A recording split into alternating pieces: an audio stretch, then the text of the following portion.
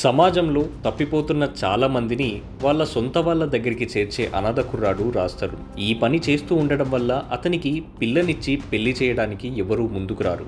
అలాంటిది మరో అనాథ అయిన మాల్వి మల్హోత్రా రాస్తరుణ్ణి పెళ్లి చేసుకుంటుంది. అయితే శైలజ అనాథ కాదని ఒక సందర్భంలో గిరికి తెలుస్తుంది. అప్పుడేం చేశాడు, చివరికి ఏమైంది అనేదే స్టోరీ. లావణ్య అనే అమ్మాయి వల్ల రాస్తరుణ్తో పాటు తిరగబడరా స్వామి సినిమా కూడా వార్తల్లో నిలిచింది. కానీ అనుకున్నంతగా ఇందులో ఏమీ లేదు. టాలీవుడ్లో చాలా సార్లు చూసేసిన కథే ఇది. పోనీ ఏమైనా సర్ప్రైజింగ్ ఎలిమెంట్స్ ఉన్నాయా అంటే అవి లేవు. అంత నీరసమైన స్క్రీన్ ప్లేతో నడిపించారు. దీనికి ప్రింట్ మీడియా ఇచ్చిన రేటింగ్ 1.25 మాత్రమే.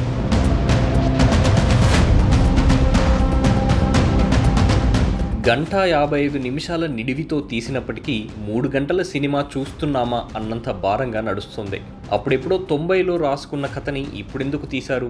అసలు రాజ్ తరుణ్ ఇలాంటి మూవీ ఎందుకు చేశాడా అనే సందేహాలు వస్తున్నాయి. ఈ చిత్రానికి వెబ్సైట్స్ ఇచ్చిన రేటింగ్ 1.5 మాత్రమే.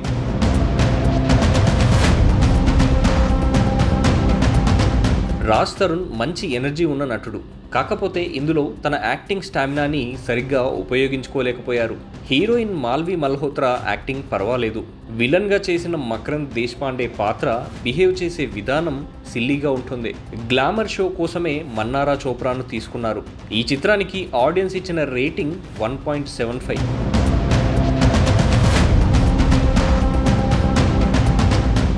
ఇక టెక్నికల్ విషయాలకొస్తే యజ్ఞం, పిల్లా నువ్వు లేని జీవితం సినిమాలు తీసిన డైరెక్టర్ ఏఎస్ రవికుమార్ చౌదరి మరీ ఇలా అయిపోయాడేంటి అనిపిస్తోంది.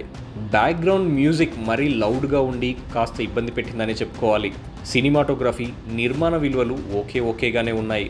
ఓవరాల్గా చెప్పుకుంటే రాజ్ తరుణ్, లావణ్య గొడవల వల్ల కొంచెం హైలైట్ అయిన ఈ సినిమా కనీసం ఆకట్టుకోలేకపోయిందనే చెప్పుకోవాలి. దీంతో తిరగబడరా స్వామి రియల్ రివ్యూ రేటింగ్ 1.5 మాత్రమే.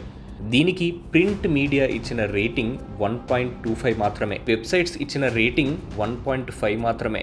ఆడియన్స్ ఇచ్చిన రేటింగ్ 1.75. రియల్ రివ్యూ రేటింగ్ 1.5 మాత్రమే.